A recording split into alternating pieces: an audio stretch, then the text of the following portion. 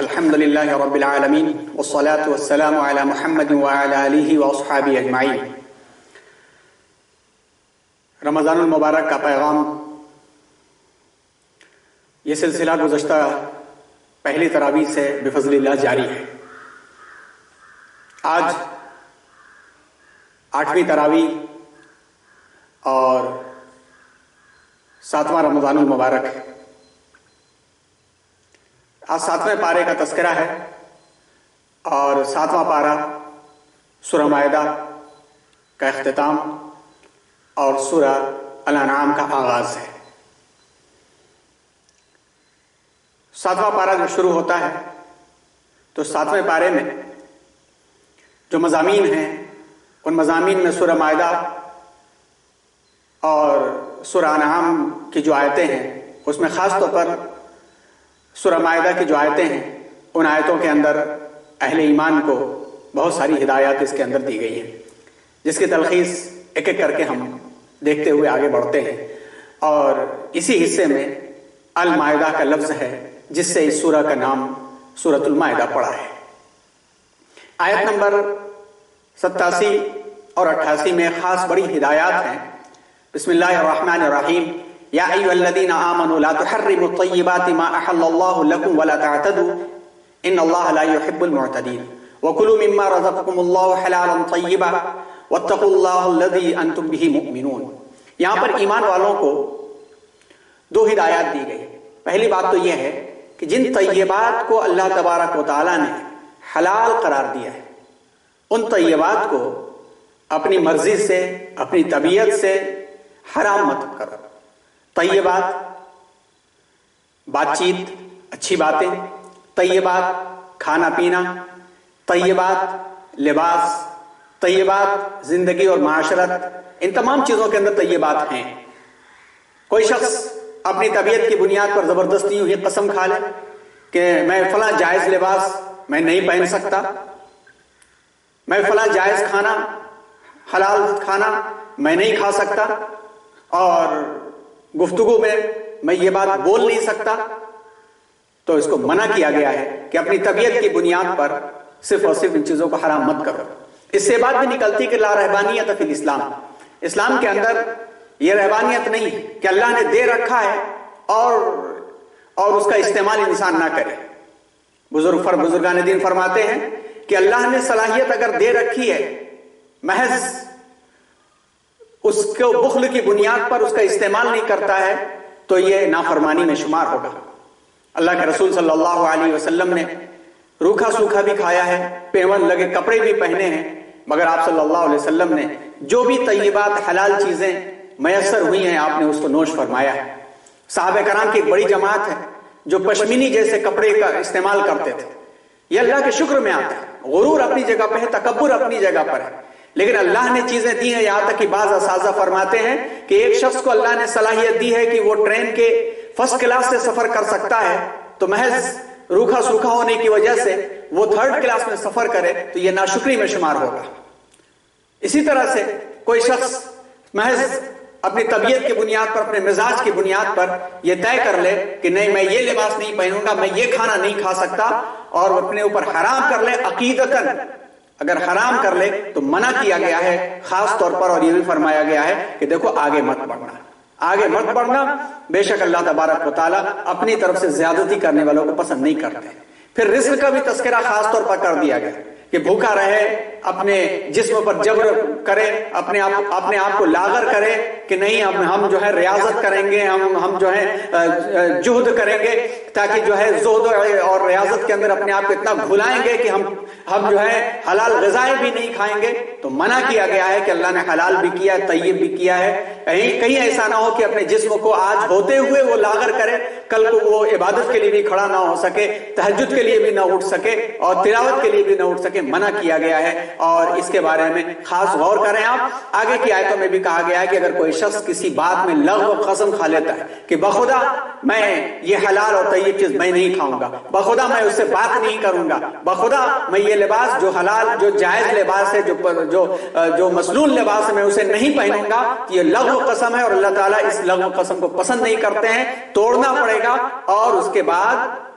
یہ اور اس طرح کی کوئی قسم کھا لی گئی تو اس کا کفارہ یہ ہے کہ 10 مسکینوں کا ایک دن پورا کھانا کھلاؤ، یعنی صبح اور شام 2 وقت کا، یا ایک شخص کو 10 دن کھانا کھلاؤ، اور اسی طرح سے جو اپنا لباس پہنتے اسی طرح کا ایک جوڑا کپڑا دو، یا کسی گردن کو آزاد کراؤ، یا کم از کم 3 دن کے کنٹینیو روزے رکھو۔ یہ ہدایات آیت نمبر 87 سے لے کر کے آگے تک کی، اس پر غور کریں۔ پھر اس کے بعد حرام کے اللہ نے واضح کر دیا، وہ ہے آیت نمبر 90 میں، یا ایھا الذین آمنوا انما الخمر شراب والمیسر والانصاب والازلام رجس من عمل الشیطان، جوا اور اسی طرح سے آستانوں پر لٹکانا، اسی طرح سے قرعے نکالنا، یہ سب رجس بھی ہیں، شیطانی کام بھی ہیں، فاجتنبوہ لعلکم تفلحون۔ اسی آیت سے شراب کی حرمت واضح ہوتی ہے، اور آگے کی آیتوں میں یہ تمام چیزیں واضح کی گئی، اور مزید آیت نمبر 93 سے آگے تک شکار کے بارے میں تذکرہ کیا گیا۔ پھر اس کے بعد ایک بات یہ بھی کہہ دی گئی کہ دنیا کی یہ چمک دھمک، یہ بار، یہ وائن کے ناچ گانے، اور یہ شراب نوشیاں، یہ فلم بینیاں، یہ فیشن، یہ جتنے بھی اچھے دکھ رہے ہوں، تو اللہ نے فرمایا قل لا یستوی الخبیث والطیب ولو اعجبک کثرۃ الخبیث، کہ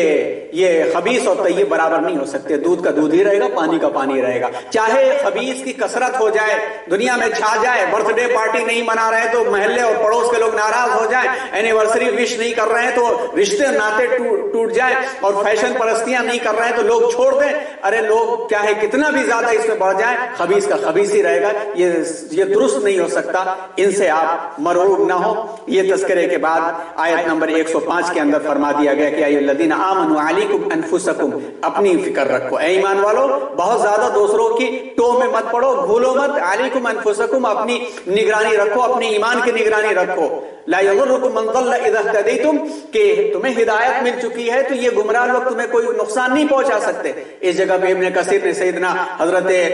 ابو بکر صدیق رضی اللہ تعالی عنہ کا قول نقل کیا ہے کہ اس سے مت یہ سمجھنا کہ تم ایک مرتبہ ایمان میں داخل ہوگے تو گمراہ نہیں ہو سکتے، بخدا میں نے رسول اللہ صلی اللہ علیہ وسلم سے سنا ہے کہ جب تک خیر کے کاموں کی تلقین نہیں کرو گے، برے کاموں سے روکو گے نہیں، تب تک تمہارا ایمان محفوظ نہیں ہے۔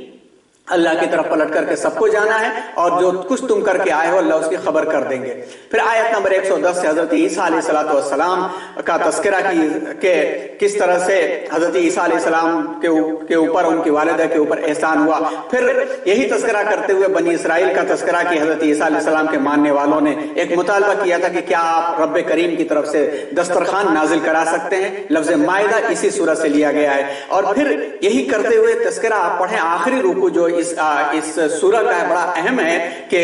اللہ تعالیٰ پوچھیں گے روز قیامت جب حساب و کتاب ہوگا تو اس حساب و کتاب میں نبی کو بھی گواہ بنا کے بلائیں گے، حضرت عیسیٰ علیہ السلام کو گواہ بلائیں گے، ایک طرف کھڑا کر دیں گے، پوچھیں گے اذ قال اللہ یا عیسیٰ ابن مریم انت قلت للناس اتخذونی و امی الہین من دون اللہ، کیا آپ نے کہا تھا عیسیٰ آئیے ادھر آئیے گواہی دیجئے، یہ لوگ ہیں آپ کے قوم کے لوگ، یہ آپ کو خدا بنا بیٹھے تھے، کیا عیسیٰ آپ نے کہا تھا ان سے کہ آپ اللہ کو، تم سب اللہ کو چھوڑ کر کے مجھے اور میری ماں کو خدا بنا لینا؟ حضرت عیسیٰ فرمایا سبحان، کیسے ہو سکتا ہے خدا بندے کریم۔ یہ مکالمہ بڑا اہم ہے، اس کا مطالعہ کریں۔ اب شروع ہوتی ہے سورۃ الانعام۔ سورۃ الانعام، انعام کا مطلب ہوتا ہے چوپائے، اصل میں یہ 6ویں اور 7ویں رکوع میں کچھ چوپایوں کا تذکرہ ہے تو اس سے یہ نام لے لیا گیا، یہ بھی رمزی اور اشارتی نام ہے، اس سے سورہ کا تعارف نہیں ہوتا، لیکن اسی سورہ سے یہ نام لیا گیا ہے۔ اور قرآن مجید کی یہ واحد سب سے بڑی سورہ ہے جس کے اندر 165 آیتیں ہیں اور ایک مرتبہ نازل ہوئی ہے۔ سب سے طویل سورہ تو سورہ بقرہ ہے، لیکن ایک مرتبہ بیک وقت نازل ہونے والی یہ سب سے طویل سورہ ہے جس کے اندر 165 آیتیں ہیں اور مکہ مکرمہ میں نازل ہوئی۔ یہ اس کے بارے میں حدیث میں آتا ہے کہ جب یہ سورہ نازل ہوئی تو آپ صلی اللہ علیہ وسلم اونٹنی پر تھے اور اونٹنی بوجھ سے دب گئی تھی، تو ایک وقت یہ سورہ نازل ہوئی۔ اس سورہ کا بھی عمودی مضمون آپ جانتے ہیں کہ مکہ مکرمہ کے آخری دور کی غالباً یہ سورہ ہے، تو آپ جانتے ہیں کہ اس وقت مصائب کیا تھے مسلمانوں کے اوپر، حبشہ مسلمان چلے گئے تھے، ایک سے ایک بڑھ کر کے ایک پروپیگنڈا تھا، چاروں طرف سے لوگ گھیرے ہوئے تھے، مل جل کر کے کسی طریقے سے اس طاقت کو ختم کرنا چاہتے تھے، تو اسی عالم میں یہ سورہ نازل ہوئی جس کے اندر دل بستگی بھی ہے، احوال بھی ہیں، اور رسول اللہ صلی اللہ علیہ وسلم نے جو دعوت دی ہے اس دعوت کا تذکرہ بھی ہے، قوم گمراہ قوموں کو اور قریش مکہ اور مشرکین مکہ کو یہ بار بار کا خطاب بھی ہے، اسی میں عقیدہ توحید ہے۔ اور شرک کے خلاف باتیں رکھی گئی ہیں، اور اسی طرح سے آخرت کی زندگی کا تذکرہ کیا گیا ہے، جاہلیت کے توہمات کو الگ کر دیا گیا ہے، اسلامی سوسائٹی کی تعمیر جن چیزوں سے ہوتی ہے ان تعمیر کا تذکرہ کرنا شروع ہو گیا ہے۔ حضور اکرم صلی اللہ علیہ وسلم کی دعوت پر جو اعتراض تھا کہ کیوں فرشتے نہیں بنا دیے گئے، یہی ملے تھے، تو اس کا بھی تذکرہ کہ اگر فرشتہ بھی آتا تو انسانی شکل میں آتا۔ اعتراضات کے جوابات ہیں۔ گویا کہ یہ سورہ پڑھی جائے تو دور حاضر میں اہل ایمان کو جن جن مشکلات کا تذکرہ ہے اس کا حل ملتا ہے اس کے اندر، اور ان اعتراضات کے جوابات بھی ملتے ہیں۔ شروعات ہوتی ہے الحمدللہ الذی سے، بعد میں جعل الظلمات والنور کا تذکرہ ہے کہ آسمان و زمین کو جس اللہ نے پیدا کیا اسی کی تعریف ہے جس نے ظلمات اور نور کو بنایا۔ آپ دیکھیں کہ نور کے مقابلے میں ظلمات ہمیشہ جمع کی شکل میں آتا ہے، کیونکہ حق ایک ہی ہوتا ہے اور باطل بہت ہوتا ہے۔ آج بھی حق کے خلاف آپ دیکھیں میڈیا نے کیسا پروپیگنڈا بنایا۔ ایک حق تھا، حق سامنے ایک تھا، اس کے سامنے الگ الگ چینلوں نے، الگ الگ میڈیا کے لوگوں نے الگ الگ انداز سے ہر شخص اپنی راگ الاپ رہا ہے۔ حق ایک ہوتا ہے، ایک ہی بات کرتا ہے، باطل جو ہوتا ہے وہ الگ الگ انداز سے، الگ الگ منمہ سازیوں سے اپنی راگ الاپتا رہتا ہے۔ تو قرآن کا یہ اعجاز ہے کہ آپ دیکھیں نور کے مقابلے میں ظلمات ہمیشہ جمع استعمال کیا جاتا ہے۔ پھر اس کے بعد آیت نمبر 10 میں آپ غور کریں، بڑی اہم آیت، آیت نمبر 11 میں، کہ اس آیت کو غور کریں تو جیوگرافی پڑھنا، ہسٹری پڑھنا اور آرکیالوجی کا علم حاصل کرنا قرآنی علوم میں شمار ہو سکتا ہے، عبادت میں شمار ہو سکتا ہے اگر اسی نیت سے وہ کام کیا جائے۔ یہاں پر تذکرہ کیے گمراہ قوموں کا اور برباد ہونے والی قوموں کا تذکرہ کرتے ہوئے کہا جا رہا ہے قل سیروا فی الارض فانظروا کیف کان عاقبۃ المکذبین، جن جھٹلانے والوں نے جھٹلایا، آپ زمین میں پھرو، گھومو، جاؤ، سیر کرو، ٹور کرو زمین کا، آپ دیکھو کہ مکذبین کا انجام کیسا ہوا۔ ظاہر سی بات ہے کہ جو سیاحت کرے گا، جو سیر کرے گا، اس کو جغرافی پڑھنا پڑے گا، اس کو ہسٹری پڑھنا پڑے گا، اس کو آرکیالوجی کا علم، آثار قدیمہ کا علم حاصل کرنا پڑے گا۔ یہ علوم قرآن مجید کی صرف ان آیات سے نکلتے ہیں۔ پھر اس کے بعد کہ آیتوں پر آپ غور کرتے ہوئے آگے بڑھتے چلے جائیے اور آگے بڑھتے چلے جائیے، اسی طرح کی اعجاز نکلتے چلے آئیں گے اور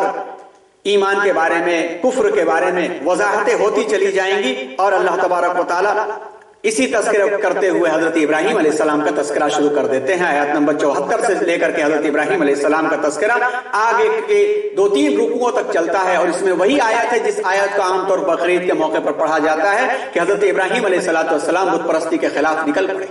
تلاش کیا تو آس پاس گھر میں بھی بت بنائے جا رہے تھے، سب سے پہلے سوچا کہ یہ تو بت نہیں ہو سکتے جو گھر میں بنائے جا رہے ہیں، ابا کو بھی منع کیا، لیکن تلاش جاری تھی، اور اس تلاش میں نکلے تو فلما جن علیہ اللیل رأى کوكبا، رات ہوئی تو اس تلاش میں پہلی نظر پڑی چمکتے ہوئے ستارے میں۔ ظاہر سی بات ہے کہ جوپیٹر اور مرکوری جو ہیں، زہرہ اور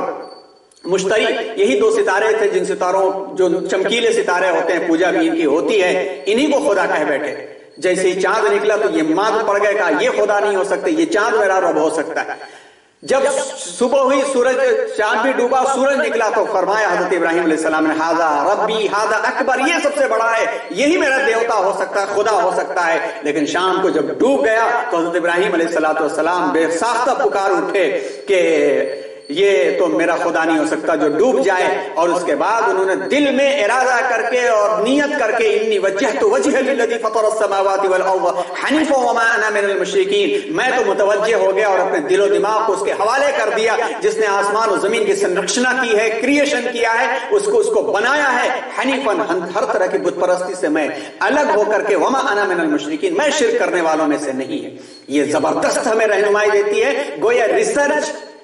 ریسرچ کرنے کی طرف قرآن مجید ہمیں ہدایت دیتا ہے کہ تدبر و تفکر کتنا ضروری ہے۔ اللہ چاہتے تو ابراہیم علیہ السلام نے بت پرستی سے اپنے باپ کو ٹوکا تھا، اللہ تعالیٰ وہی نور دل میں ڈال سکتے تھے، لیکن اللہ تعالیٰ نے ہم سب کی نصیحت کے لیے یہ پیغام دیا کہ جب تک سوچو گے نہیں، غور نہیں کرو گے، تمہارے لیے راہ نہیں کھلے گی۔ حضرت ابراہیم علیہ السلام نے اتنا غور کیا، پھر اللہ تبارک و تعالیٰ نے ان کے دل میں ایسا ایمان ڈالا کہ ان کی ملت کو، پوری ملت کو ملت حنیف بنا دیا۔ اور پھر حضرت ابراہیم علیہ السلام کا تذکرہ کرتے ہوئے آگے آپ دیکھیے حضرت ابراہیم علیہ السلام کا تذکرہ کیا کہ ہم ان کا درجہ جس کو چاہتے ہیں بڑھاتے ہیں. پھر نوح علیہ السلام کا تذکرہ آ کر کے حضرت ابراہیم علیہ السلام کی ذریت میں داؤد علیہ السلام، سلیمان علیہ السلام، ایوب علیہ السلام، یوسف علیہ السلام، موسیٰ علیہ السلام، ہارون علیہ السلام، زکریا علیہ السلام، یحییٰ علیہ السلام، عیسیٰ علیہ السلام، الیاس علیہ السلام، اسماعیل علیہ السلام، یونس علیہ السلام، لوط علیہ السلام، تقریباً 14 اور 15 انبیاء کا تذکرہ یہاں پر فرمایا گیا. گویا پوری کی پوری تاریخ یہاں پر بیان کر دی گئی اور اس کے اوپر آپ غور کریں، بہترین سبق ملنے والا. اور یہ آیتیں ہیں آیت نمبر 76 سے لے کر کے آیت نمبر 90 کے درمیان میں. اور 7واں پارہ جب مکمل ہوتا ہے، اس پارے کے مکمل ہونے میں آیت نمبر 95 سے لے کر کے 101 تک پوری کی پوری سائنس کا ڈپارٹمنٹ ان آیتوں کے اندر سما چکا ہے.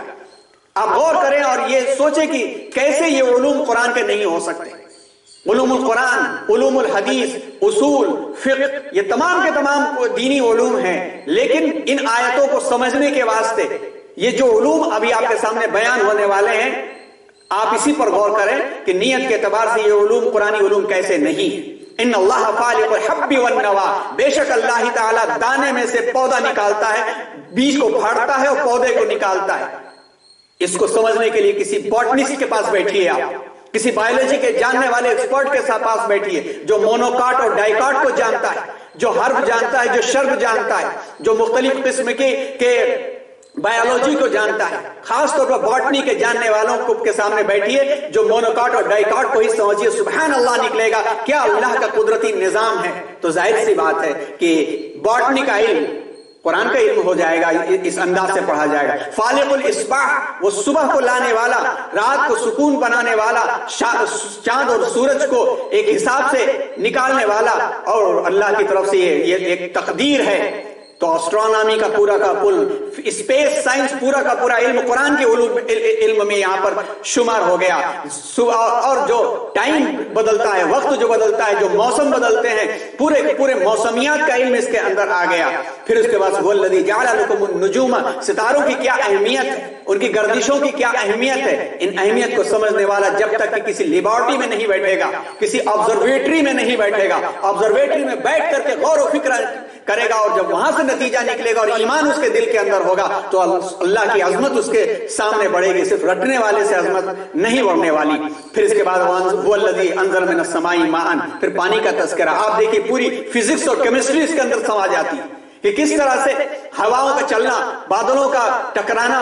اور بادلوں کے ٹکرانے کے نتیجے میں کیمیکل ری ایکشن ہونا اور بارش کا پیدا ہونا، بارش کے بعد نبات شتہ، الگ الگ قسم کی نبات کا